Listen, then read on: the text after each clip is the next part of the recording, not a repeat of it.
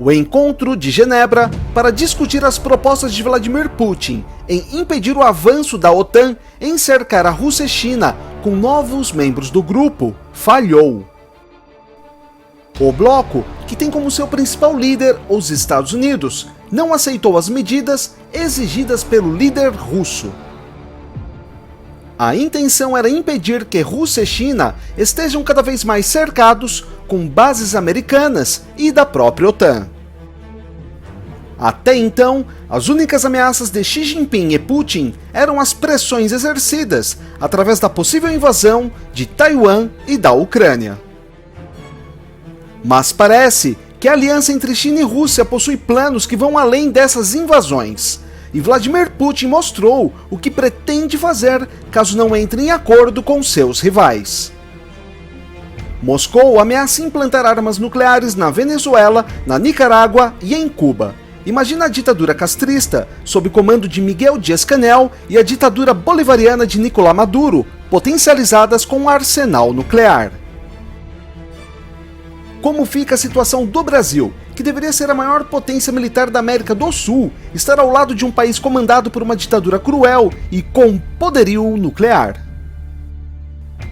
Lembrando que, segundo o general da reserva Mainar Marques de Santa Rosa, o exército brasileiro só tem munição para 1 hora de guerra.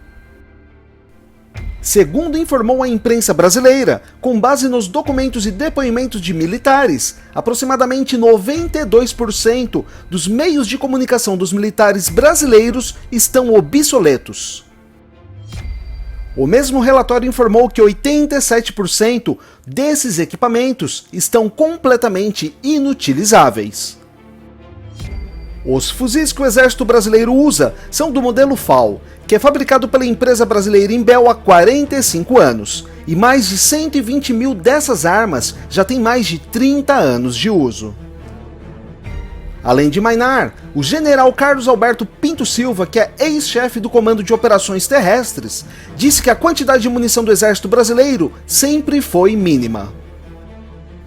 Ele falou, abre aspas, nossa artilharia, carros de combate e grande parte do armamento foram comprados nas décadas de 70 e 80. Existe a ideia errônea que não há ameaça, mas se ela surgisse, não daria tempo de reagir. Voltando à ameaça russa, como ficará a situação dos Estados Unidos, que terão mísseis hipersônicos e nucleares ao lado do seu território? No vídeo de hoje, vamos saber de mais um capítulo sobre o avanço do conflito dos aliados do lado da OTAN e Estados Unidos, contra a aliança do lado da China e Rússia.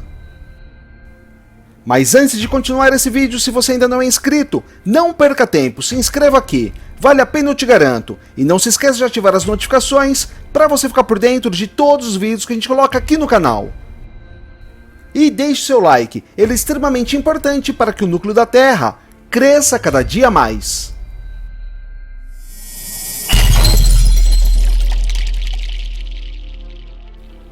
As ameaças de guerra dos governos dos Estados Unidos e da Rússia levaram a América Latina para o centro de um embate diplomático sobre a disposição de arsenais nucleares, levando a possível guerra a uma escala mundial. Vladimir Putin acena com a ameaça de uma invasão da Ucrânia para exigir a retirada dos sistemas de ataque plantados pelos Estados Unidos e os seus aliados na OTAN nas fronteiras do seu país. A possibilidade da instalação de sistemas de armas nucleares russas na Venezuela, na Nicarágua e em Cuba, a 150 quilômetros de Miami, virou tema de discussão pública em Moscou e também em Washington. Efeitos colaterais já são evidentes para o Brasil, que está despreparado para um conflito iminente, e neste cenário, o governo e os candidatos à presidência não reagiram a essa possível realidade. Putin fez da defesa da segurança do seu país o argumento para a ofensiva militar na América Latina. Ele disse, é uma exigência excessiva não aceitar mais sistemas de ataque próximos da nossa casa? O que tem isso de incomum? Ele disse isso em resposta à repórter Diana Magney, da Sky News, durante reunião de virada do ano com jornalistas estrangeiros em Moscou. Putin continuou dizendo, abre aspas, Como se sentiriam os americanos se puséssemos nossos mísseis na fronteira entre o Canadá e os Estados Unidos, ou na fronteira entre México e Estados Unidos? A questão é a segurança. O que nos importa não é o curso das negociações com os Estados Unidos e a OTAN, e sim o resultado. Já ocorreram 5 ondas de expansão do arsenal da OTAN. Agora há sistemas na Romênia e na Polônia, e dizem que na Ucrânia também haverá sistemas de armas nucleares, pela OTAN ou por uma base de acordo bilateral. Fecha aspas.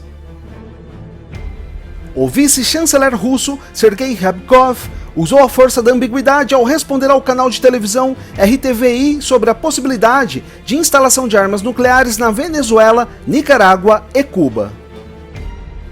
Foi o suficiente para, na sequência, o conselheiro de Segurança Nacional dos Estados Unidos, Jake Sullivan, revidar e dizer: se a Rússia se mover nessa direção, vamos enfrentá-la de forma decidida.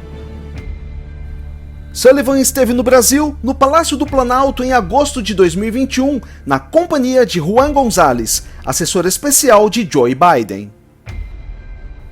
Eles desenharam para Jair Bolsonaro uma oferta de integração militar do Brasil à OTAN, sob o status de parceiro global. É sonho antigo da diplomacia e das Forças Armadas brasileiras, mas a conversa desandou a partir do momento em que Bolsonaro questionou a legitimidade da eleição de Joe Biden.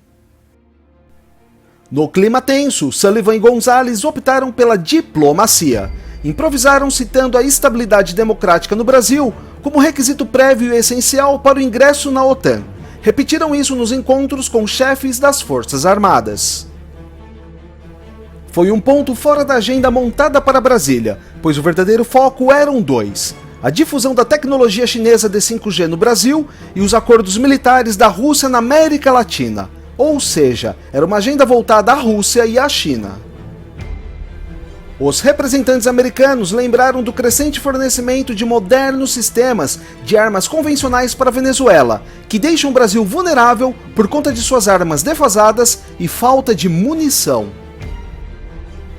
E estes são requisitos básicos para a defesa do país, ou para a entrada em um conflito de proporções mundiais, como o que pode acontecer caso Rússia e Estados Unidos não entrem em um acordo.